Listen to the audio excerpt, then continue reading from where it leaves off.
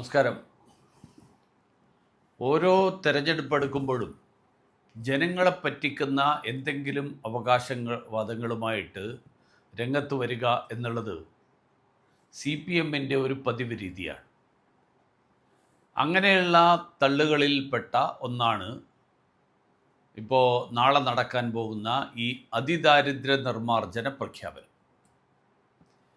എന്തോ ഒരു വലിയ സംഭവം സംഭവിച്ചിരിക്കുന്നു എന്ന് പറയും പോലെയാണ് മുഖ്യമന്ത്രിയും തദ്ദേശ മന്ത്രിയുമൊക്കെ പറയുന്നത്.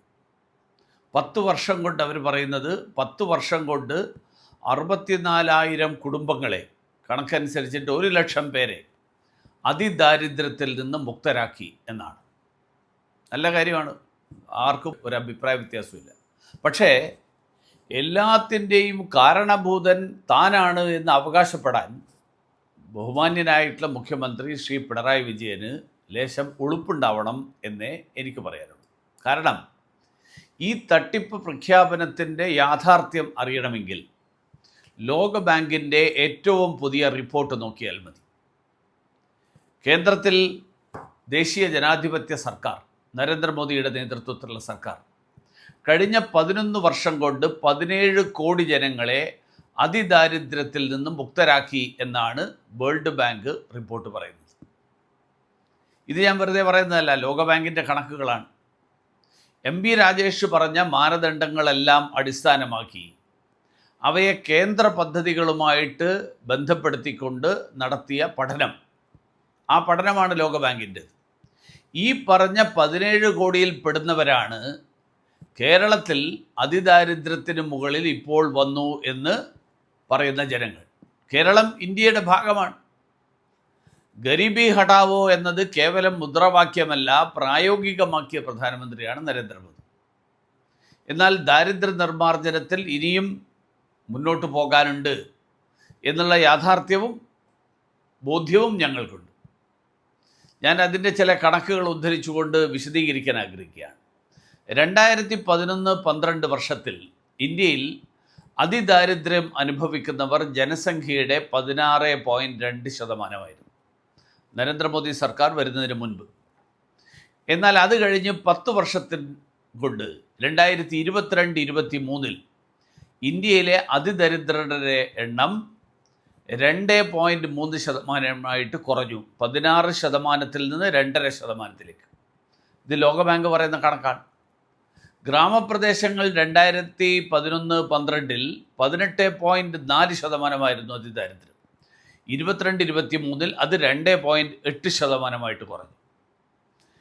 എന്നാൽ നഗരകേന്ദ്രങ്ങളുടെ കണക്ക് നോക്കിയാൽ അതിദാരിദ്ര്യം 10.7% അന്ന് 11-12.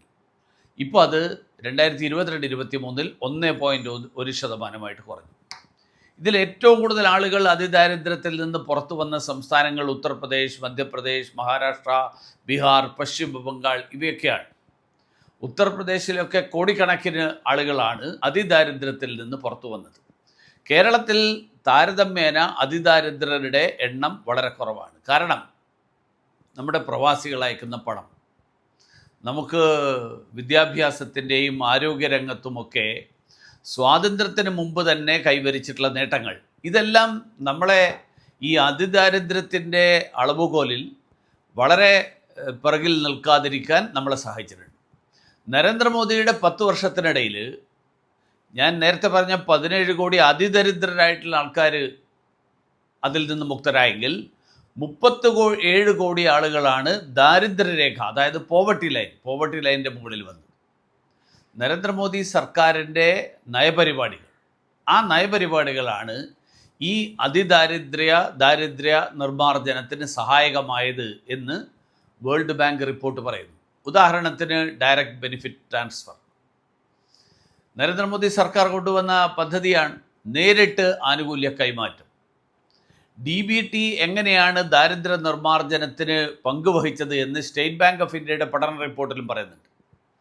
കാരണം jam Trinity, Jan Dhan, Aadhaar, mobile ഇതെല്ലാം ലിങ്ക് ചെയ്തുകൊണ്ട് നടപ്പിലാക്കിയ DBT സർക്കാർ ആനുകൂല്യങ്ങൾ ഇടനിലക്കാരെ ഒഴിവാക്കിക്കൊണ്ട് ജനങ്ങളുടെ അക്കൗണ്ടിലേക്ക് നേരിട്ടെത്താൻ തുടങ്ങിയത് നരേന്ദ്രമോദി സർക്കാർ വന്നതിന് ശേഷമാണ്. സബ്സിഡികൾ ആനുകൂല്യങ്ങൾ ഇതൊക്കെ നേരിട്ട് ദരിദ്രർക്ക് ലഭിക്കുന്നു എന്ന് ഉറപ്പാക്കുക മാത്രമല്ല, അതിൻ്റെ ഫലമായിട്ട് അഴിമതി ഇല്ലാതായി, വ്യാജ ഗുണഭോക്താക്കൾ ഇല്ലാതായി. ഇതോടുകൂടിയിട്ട് ഏറ്റവും ദരിദ്ര കുടുംബങ്ങൾക്ക് പോലും നേരിട്ട് പണം ലഭ്യമാക്കി. ചരിത്രത്തിൽ ആദ്യമായിട്ട് രാജ്യത്തെ ഗ്രാമങ്ങളിൽ ഈ രീതിയിൽ ദാരിദ്ര്യം കുത്തനെ കുറയുന്നു എന്നുള്ളത് SBIയുടെ ഈ പഠനം പറയുന്നു.